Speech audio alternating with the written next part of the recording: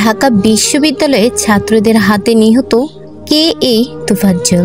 জানতে অবশ্যই ভিডিও শেষ পর্যন্ত থাকুন।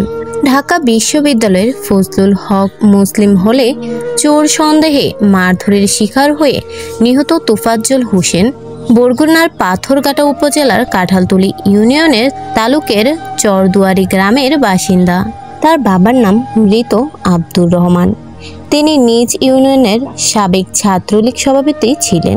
মা বাবাহীন এই যুবক মানসিক ভারসাম্যহীন বলে দাবি করেছেন তার স্বজন, প্রতিবেশী ও রাজনৈতিক নেতা। বুধবার দিবাগত রাতে ঢাকা বিশ্ববিদ্যালয়ের ওই হলে চোর সন্দেহে তাকে পিটিয়ে হত্যা করেন বিশ্ববিদ্যালয়ের শিক্ষার্থীরা। জানা গেছে, তোফাজ্জলকে আটকের পর গেস্ট রুমে নিয়ে যান শিক্ষার্থীরা। সেখানে তাকে রাত 10টা পর্যন্ত দফায় দফায় মারধর করেন। এক পর্যায়ে তাকে ক্যান্টিনে বসিয়ে ভাতও খাওয়ানো হয়।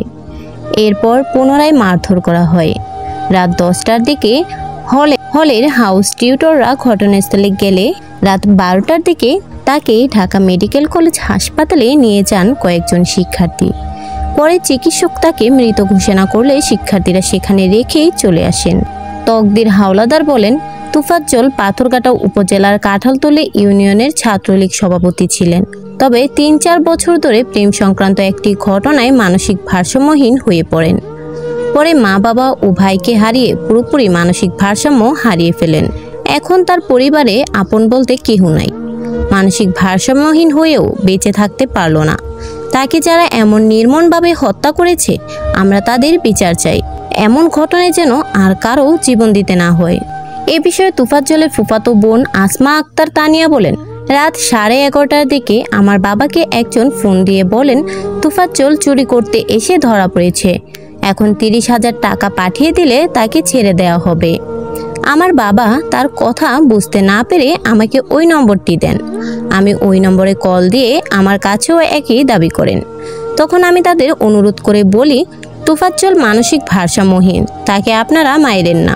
তাকে সন্দেহ হলে থানা পুলিশের কাছে দিয়ে দিন। তারা আমার ভাইকে নির্মমভাবে হত্যা করে হাসপাতালে রেখে পালিয়ে গেছে। এ বিষয়ে শাহবাগ থানার ওসি খালেদ মনসুর বলেন, রাতে ঢাকা বিশ্ববিদ্যালয়ের প্রশাসনিক কর্মকর্তাদের মাধ্যমে জানতে পারি তোফাজ্জল নামের একজনকে ঢাকা মেডিকেল হাসপাতালে জরুরি বিভাগে আহত অবস্থায় নিয়ে আসা হয়েছে। পরে হাসপাতালের জরুরি বিভাগের কর্তব্যরত চিকিৎসক তাকে মৃত ঘোষণা করেন। লাশ ময়না তদন্তের জন্য ঢাকা মেডিকেল হাসপাতালের মর্গে রাখা হয়েছে।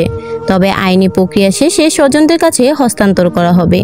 তিনি আরও বলেন, এ বিষয়ে যদি কেউ লিখিত অভিযোগ দেন তাহলে আইনগত ব্যবস্থা নেওয়া হবে।